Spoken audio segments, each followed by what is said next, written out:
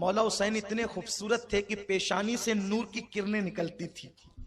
अंधेरे में भी कोई उनको बैठा हुआ देख के पहचान लेता था कि जिसके पेशानी से किरणें निकल रही वही हुसैन है, इसलिए कि हुसैन हसीन है और हसीन हुसैन है।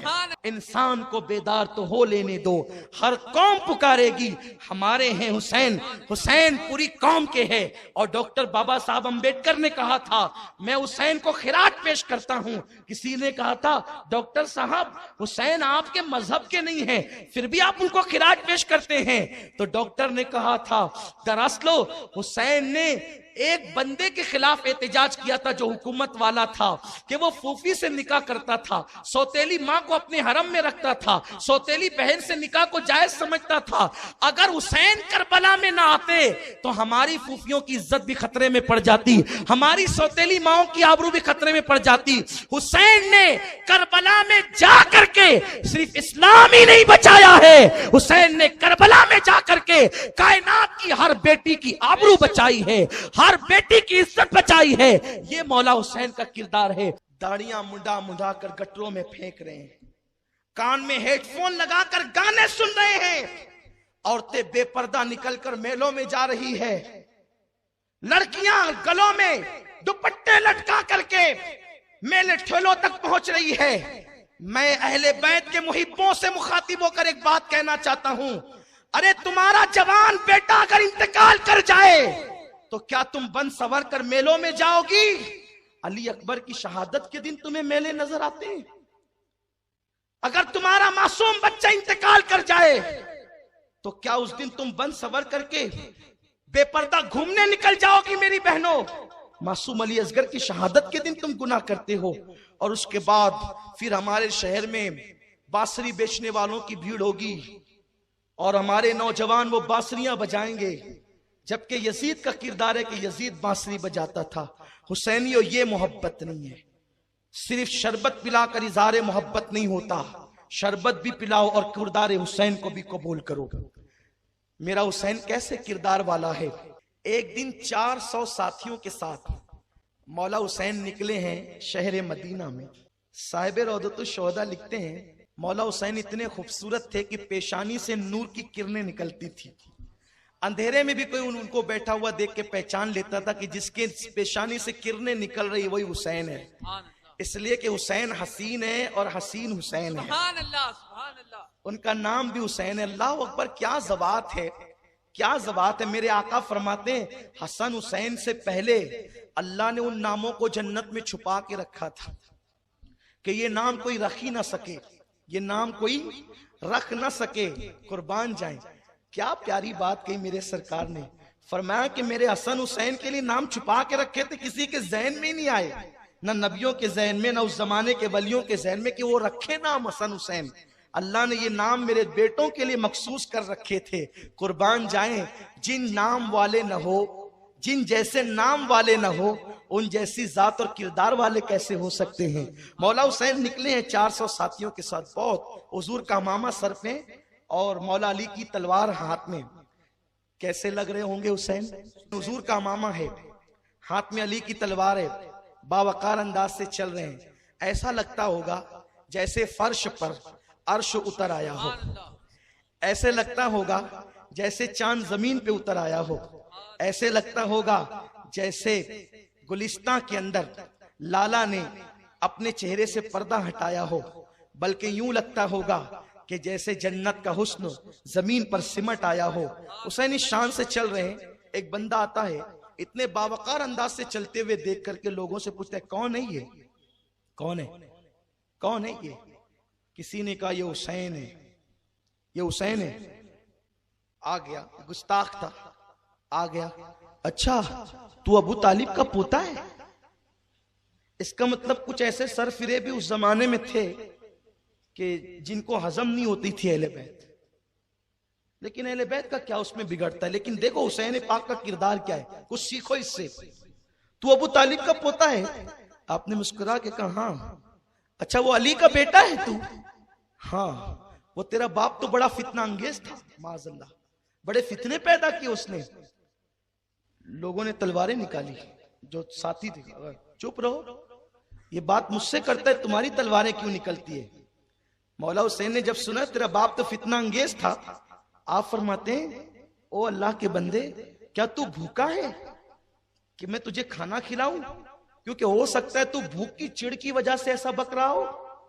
क्या तू प्यासा है ताकि मैं तुझे पानी पिलाऊं? हो सकता है प्यास की शिद्दत में तेरी जबान से जुमले निकल गए हो। क्या तू बीवी से लड़के आया है ताकि गुस्से में तू ये कह रहा है ताकि चलकर मैं तेरी बीवी के साथ तेरी सुलह करा दूं?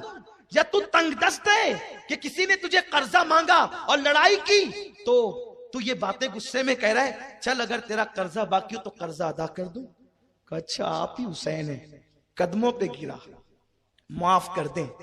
लोगों ने बहकाया था हुसैन के लिए, इसलिए कह दिया था, लेकिन आप तो ऐसे हैं। तो किसी ने कहा हुसैन इतना हिल्म है तुम्हारे पास। मेरे हुसैन का तारीखी जुमला क्या है सुनो। कहते हैं बादे मुखालिफ से दरख्त तो हिलने लगते हैं और उखड़ जाते हैं, लेकिन बादे मुखालिफ से पहाड़ नहीं हिला करते। हम लोग सब्र के वो पहाड़ हैं कि दुश्मनों को भी माफ किया करते हैं और ये अंदाज इख्तियार किया करते हैं। वो मौला हुसैन का किरदार है। वहां यजीद पलीद की हैसियत क्या है? वो जानी, वो शराबी, वो गंदा निकम्मा कमीना खबीस मरदूद जिस पर रसूलुल्लाह ने लानत की हो, वो बदतरीन इंसान, अल्लाह अकबर, उसकी हैसियत क्या है? कुछ नहीं है यजीद तो अल्लाह अकबर आज के किसी मोमिन के सामने कोई हैसियत नहीं रखता, वो मौला हुसैन के सामने क्या हैसियत रखता है। मौला हुसैन जब हजरत सैयदना अमीर मुआविया रदी अल्लाह ताला 60 हिजरी 22 रजब को दुनिया से फालेज के मर्ज में कूच कर गए। ये मेरे हुजूर के सहाबी हैं। सहाबी से अगर कोई ऐसी लग्जिश हो जाए तो उम्मत में किसी बंदे को इख्तियार नहीं है कि वो सहाबा के मामलात पर जबान खोलता फिरे। लोग आज बहुत बेबाक हैं और वो कुछ का कुछ कहते हैं। हम कहते हैं बस इतनी नबी से निस्बत है उनको, हुजूर के सहाबी हैं, इसलिए उनके बारे में गलत सोचना भी हराम है। अहले सुन्नत का ये मुअतदिल रवैया है, एतदाल। नहीं तारीफ कर सकते तौहीन भी मत करो, इसलिए कि बेटे का नंगापन बाप को कोई नुकसान नहीं पहुंचाता। नूह अलैहिस्सलाम का बेटा बिगड़ा, उससे हजरत नूह अलैहिस्सलाम के किरदार पे क्या असर पड़ा? उन्होंने समझाया, नहीं माना, गर्क हो गया। अल्लाह के पैगंबर है नूह।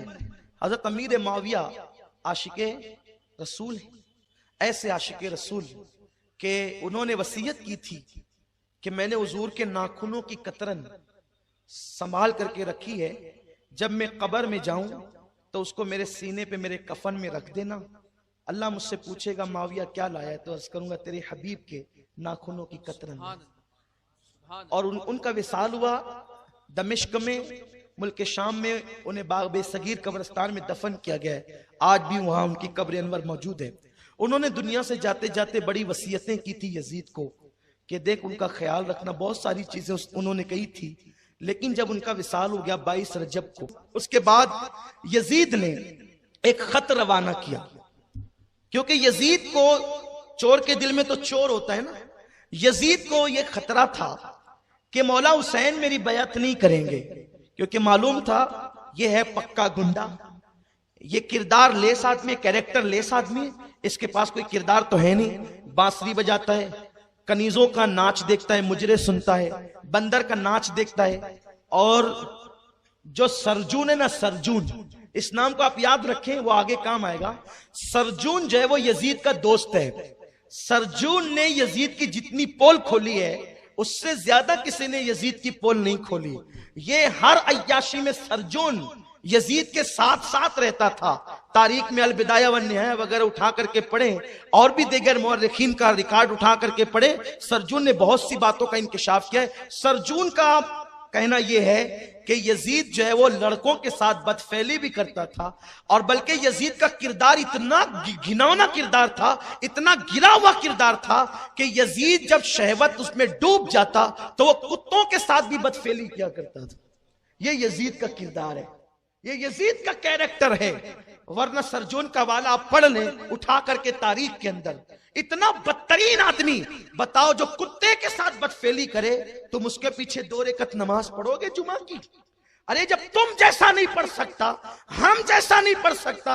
यारो हमारे यहाँ तो नमाज में इतनी एहतियात है, हमारी अवाम इतनी होशियार है, सुन्नी अवाम, अगर इमाम की उंगलियां भी मुसल्ले पे नहीं लगती तो वो मस्जिद छोड़ देते हैं। बोले हमारे इमाम साहब की उंगलियां नहीं लगती और चूंकि वो 3 उंगलियां लगाना वाजिब है, तो है दाढ़ी मुंडा, दाढ़ी नहीं है चेहरे, लेकिन कहेगा कि नहीं मैं नहीं पढ़ता। यानी ये हालत है, जिस कौम की गैरत का हाल ये हो, जिस कौम की गैरत की कैफियत ये हो, उस कौम के आका हुसैन वो जो कुत्ते से बदफेली करता हो और मौला हुसैन को मालूम है उसके हाथ में हाथ दे दे, उससे बयात कर ले, कैसे हो सकता है?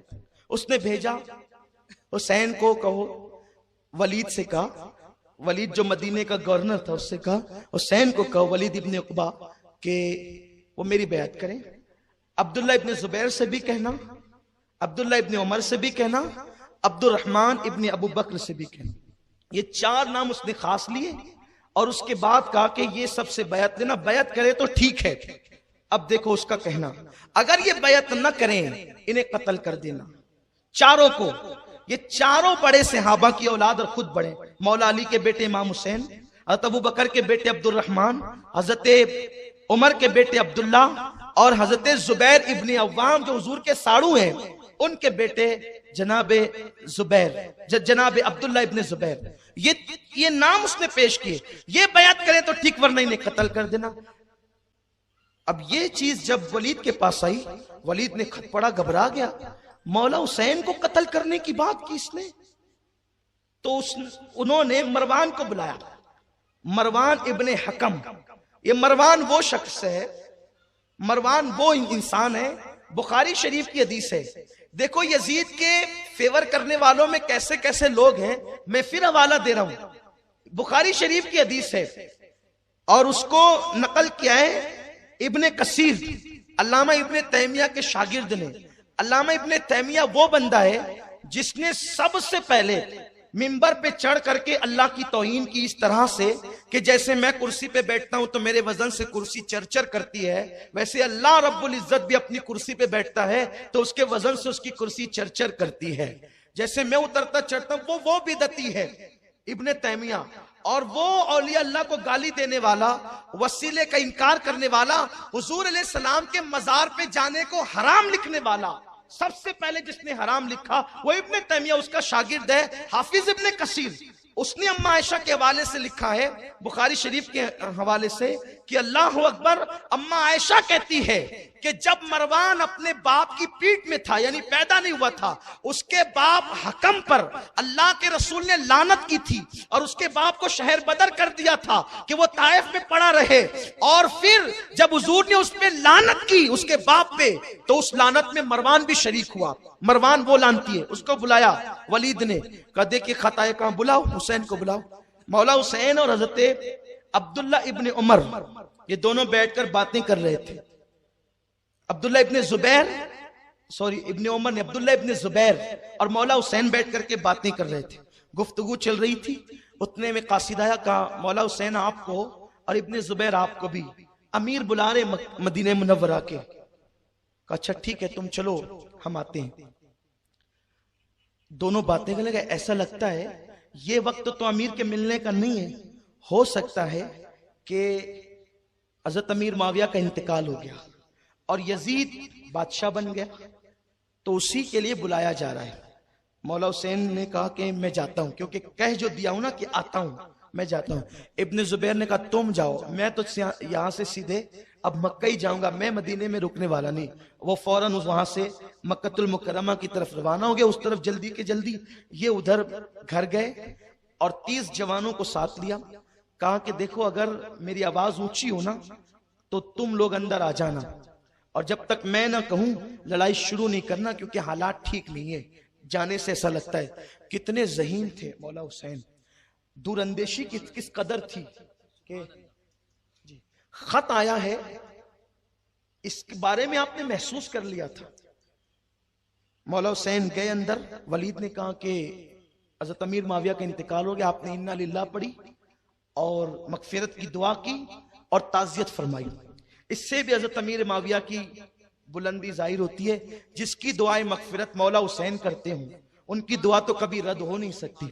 तो इसका मतलब यह है कि अगर वो काफिर होते माज़अल्लाह, या मुनाफिक होते, या वो माज़अल्लाह इस्लाम से हट गए होते, तो मौला हुसैन उनकी कभी भी मगफिरत की दुआ नहीं करते। हर किताब में लिखा है कि उन्होंने मगफिरत की दुआ की। कहा कि आप यजीद की बैत कर लें।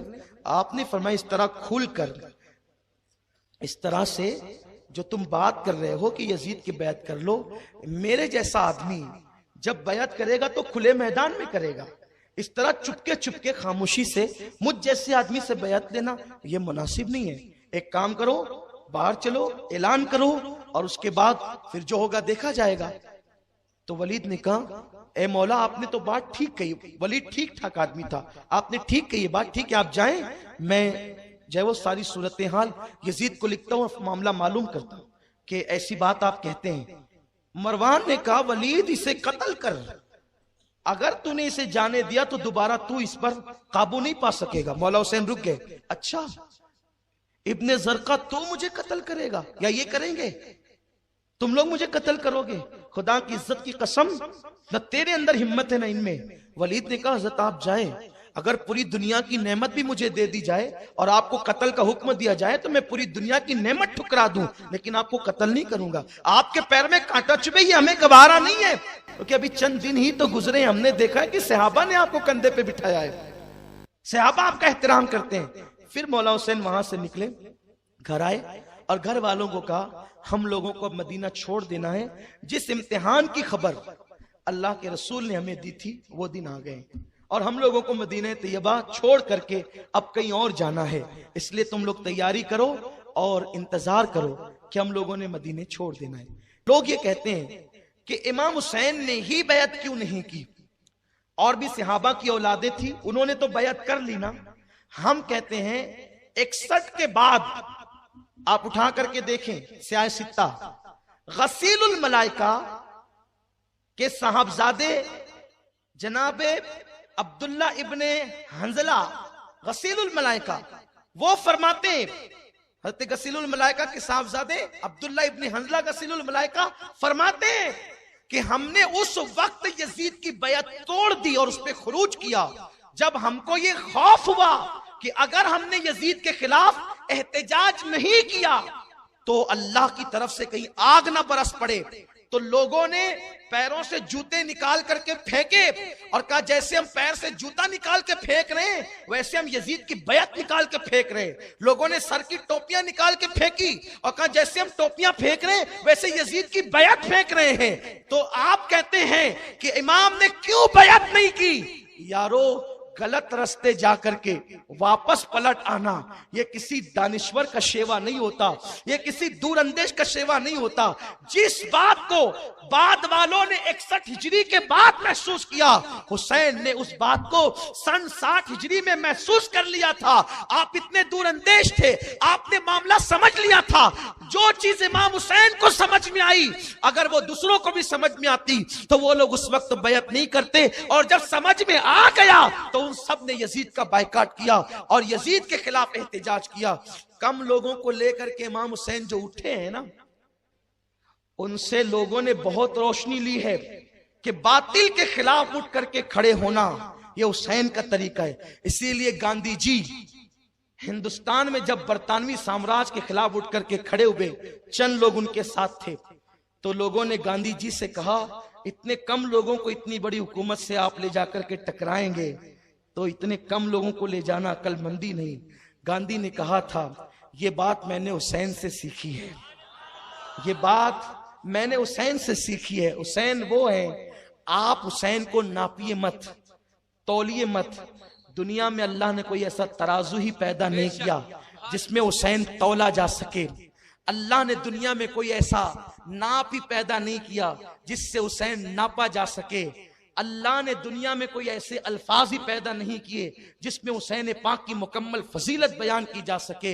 हुसैन हुसैन है, बस मौला हुसैन को सही तौर पे पेश करने की जरूरत है।